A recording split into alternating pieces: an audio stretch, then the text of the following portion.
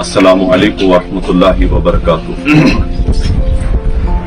आज मेरे लिए बड़ा ही खुश किस्मती की ये बात है और बड़ी खुशी और शादमानी का भी मौका है कि आज हम एक ऐसी तकरीब में यहाँ पर जमा हुए हैं जिसकी बहुत अरसे से एक जरूरत महसूस हो रही थी और आज हमारी इस बहन ने वक्त की इस नजाकत को जानते हुए आज एक ऐसे काम का आगाज किया है। तो इब्तिदाहन ही हम अल्लाह ताला से दस्तबो दुआ है कि अल्लाह ताला इस नेक और इस बेहतरीन काम में इनको दिन दुगनी और रात जुगनी तरक्की अल्लाह ताला इन्हें अता करे।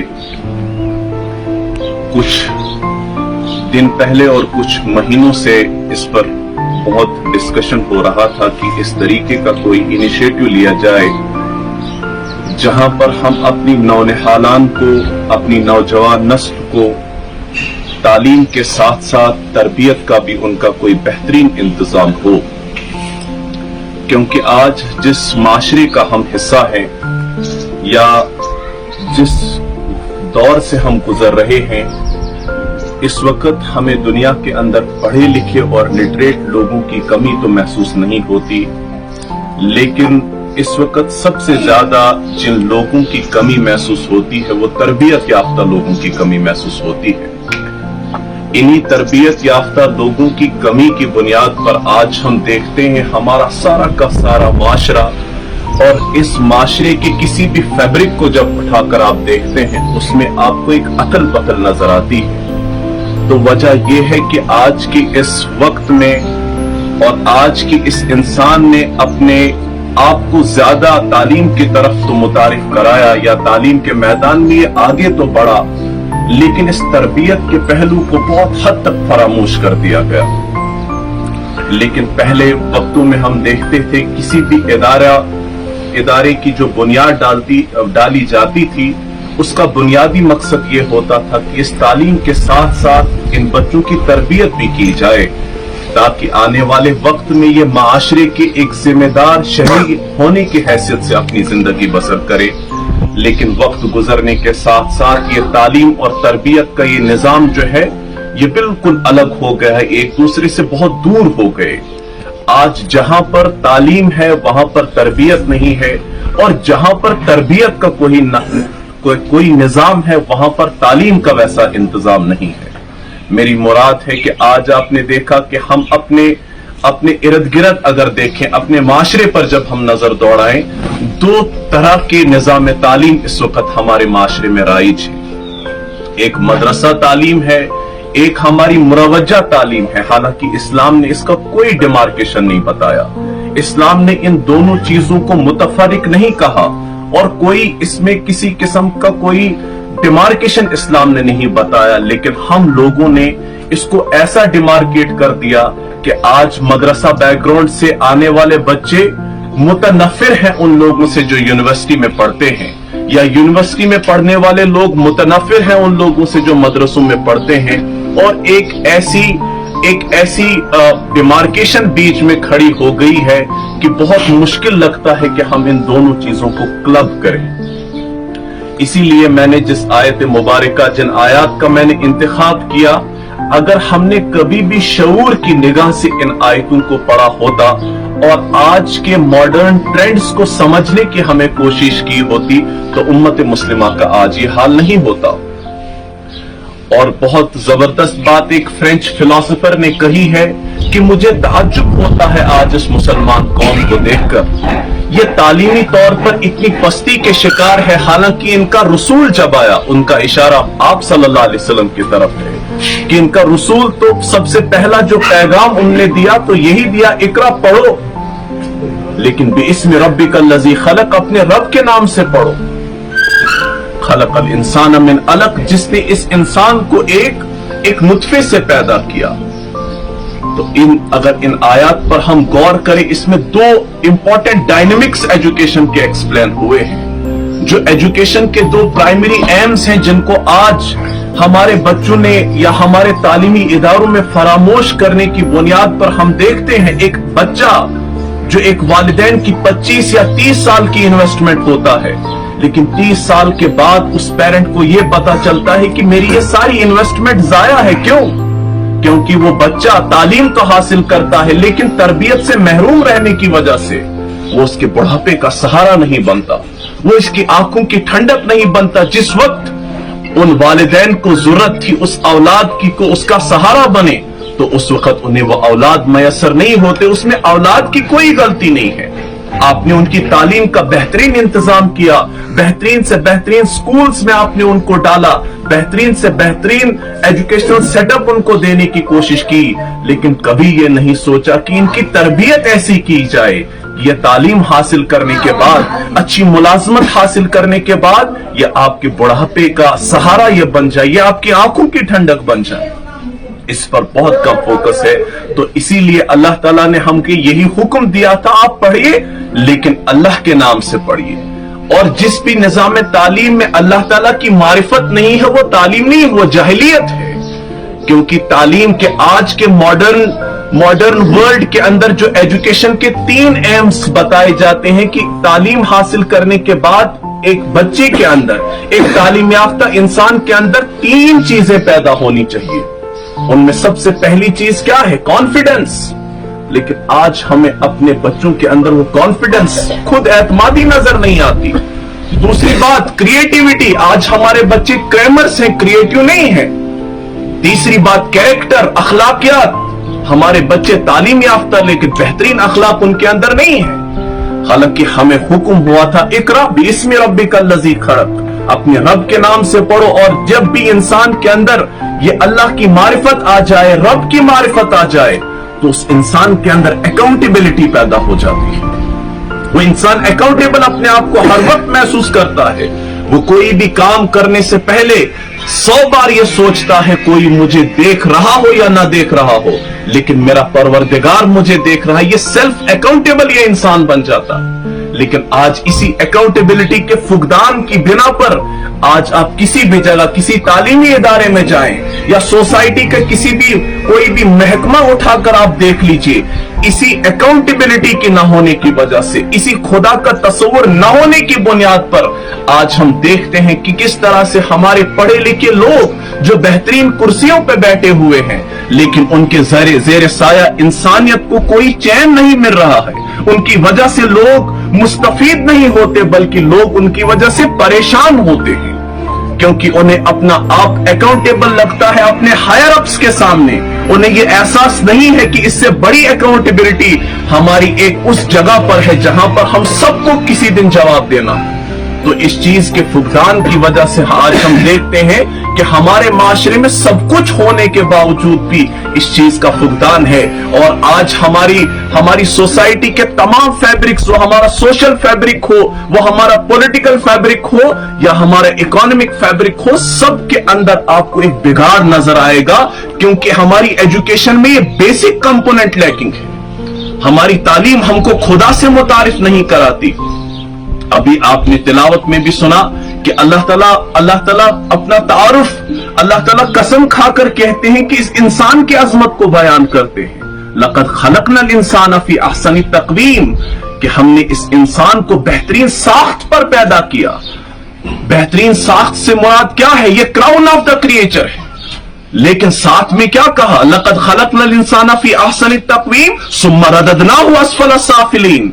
लेकिन इसी इंसान को जिसे अल्लाह ताला ने क्राउन ऑफ द क्रिएचर बनाया, जिसे अल्लाह ताला ने अशरफुल मखलूकात बनाया, लेकिन जब ये भूल जाता है कि मेरा मालिक कौन है, मेरा खालिक कौन है, मेरा परवरदिगार कौन है, मेरा असल राज़िक कौन है, जब इसके दिमाग से ये बात महव हो जाती है, भूल जाती है, फिर यही इंसान अल्लाह ताला कहता है सुम्मा रददनाहु अस्फल साफिलीन, फिर मैं इसी इंसान को पस्तियों का शिकार कर देता हूं।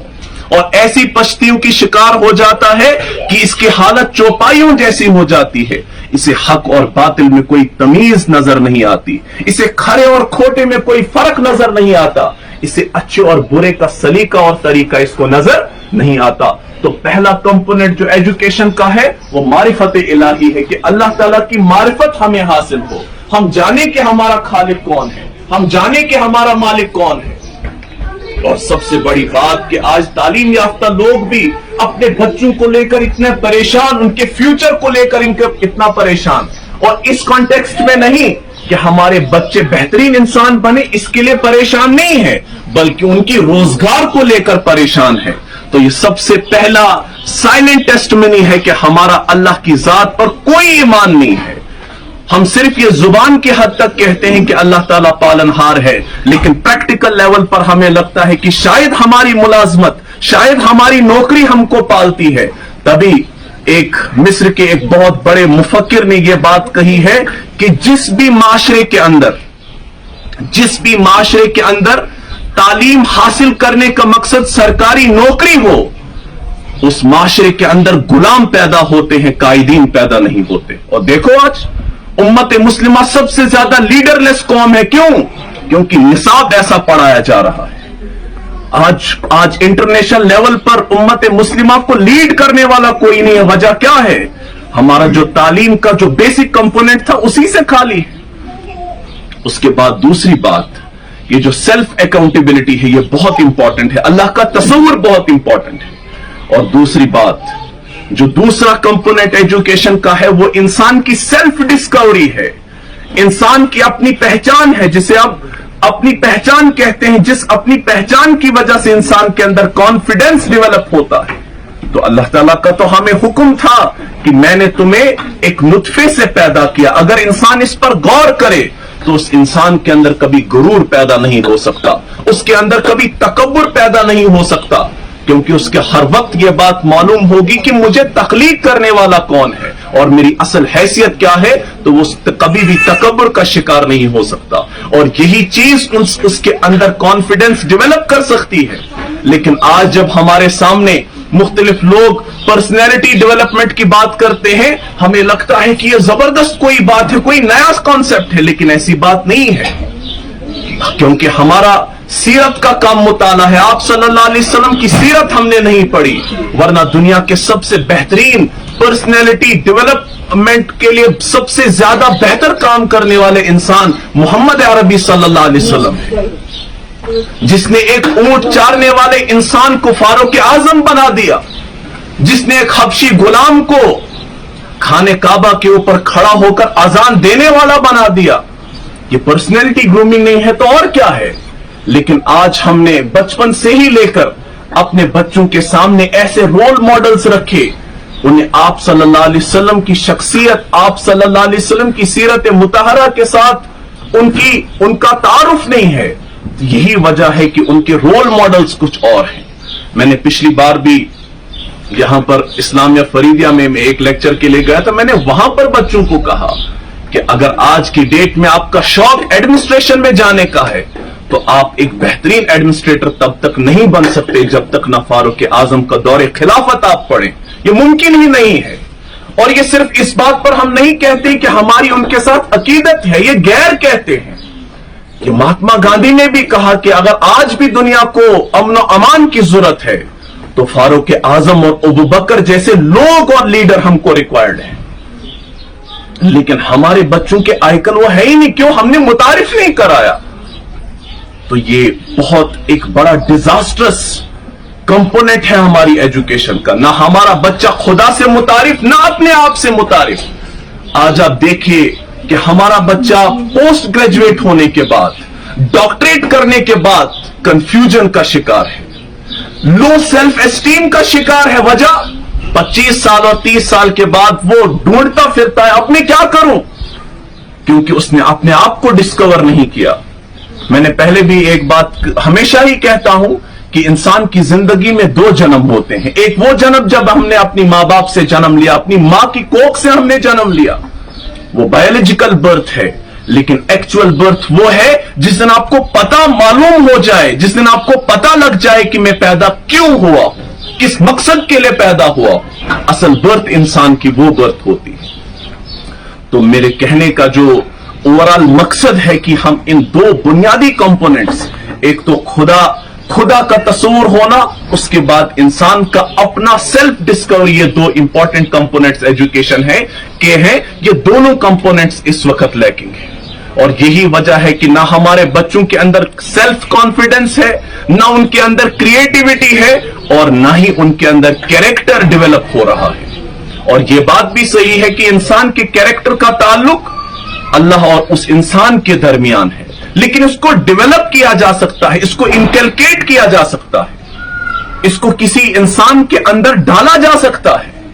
کیا ہم نے نہیں دیکھا کہ آپ صلی اللہ علیہ وسلم سے پہلے آپ صلی اللہ علیہ وسلم کے صحابہ جو مختلف قسم کی معاشرتی برائیوں کے اندر مبتلا تھے، شراب وہاں پر عام تھا، لیکن اسی تعلیم کی بنیاد پر، اسی تربیت کی بنیاد پر وہ بڑا مشہور ایک واقعہ ہے آپ صلی اللہ علیہ وسلم کی سیرت کا کہ جب مدینے کے اندر شراب حرام ہوئی تو ایک صحابی شام سے شراب لے کر آ رہے تھے اور زندگی کی جتنی بھی جمع پونجی تھی ساری لگا کر شراب خرید کر آ رہے تھے۔ جب شام سے واپس آ رہے تھے، جب سمندر کے ساحل پر پہنچے تو وہاں پر کوئی ملا، کہا آپ کو معلوم ہے کہ آپ صلی اللہ علیہ وسلم پر وہی نازل ہوئی ہے انما الخمر والمیسر والانصاب والازلام رجس من عمل الشیطان، کہ آپ کو معلوم ہے؟ آپ صلی اللہ علیہ وسلم نے منادی لگوائی، جاؤ اعلان کرو کہ آج کے بعد شراب حرام ہے۔ جب اس صحابی نے یہ بات سنی، وہ سارے کے سارے اونٹوں کو وہاں پر روکا اور وہاں سے آپ صلی اللہ علیہ وسلم کی خدمت میں حاضر ہوئے۔ کہا یا رسول اللہ صلی اللہ علیہ وسلم، میں نے اپنی زندگی کی ساری جمع پونجی یہ شراب خریدنے میں لگا دی، لیکن اب سنا ہے کہ یہ شراب حرام ہو چکی ہے۔ کہا ہاں بالکل آپ نے صحیح سنا ہے کہ شراب حرام ہو چکی ہے۔ بغیر کوئی سوال کیے ہوئے وہ صحابی واپس جاتا ہے اور کھنجر نکال کر ان سارے مٹکوں میں اس کھنجر سے سوراخ کر کے اس ساری شراب کو ضائع کر دیتے۔ لیکن یہ کس چیز نے تیار کیا؟ یہ تربیت تھی، یہ تعلیم۔ اور ہمیشہ یاد رکھنا چاہیے علم جو ہے، یہ تعلیم جو ہے، یہ ایک راستہ ہے، علم اس کی منزل ہے، تربیت اس کی منزل ہے۔ آج ہم یہ تعلیمی سفر تو کرتے ہیں لیکن تربیت کی منزل تک ہم نہیں پہنچتے۔ تو وہ سارے کی ساری شراب وہ ضائع کر دی، اور سیرت نگار یہاں لکھتے ہیں کہ عرب کی اس سرزمین پر اس دن اتنی شراب بہائی گئی کہ ایسے لگ رہا تھا کہ شراب کی بارش ہوئی ہے، لیکن اس کے لیے تیار کیا گیا تھا۔ مکے میں شراب حرام نہیں تھی، مدینے میں آ کر وہ حرام ہوئی۔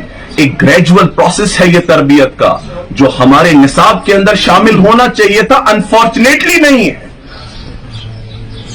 تو میں عرض کر رہا تھا یہ دو کمپوننٹس ان کو اس وقت انٹروڈیوس کرنے کی بہت ضرورت ہے، اور یہی بنیادی ایک مقصد ہے آج اس علم و عمل اکیڈمی کا۔ جو بنیادی فاؤنڈنگ ایم اگر دیکھا جائے وہ یہی کہ ہم جہاں پر اپنے بچوں کو سائنس پڑھائیں، انہیں سوشل سائنسز پڑھائیں، انہیں باقی جو مروجہ تعلیم کے جو باقی نصاب ہے وہ پڑھائے جائیں، لیکن اس کے ساتھ ایک ایسا نصاب ان کو پڑھایا جائے جہاں پر ان کی شخصیت پروان چڑھے۔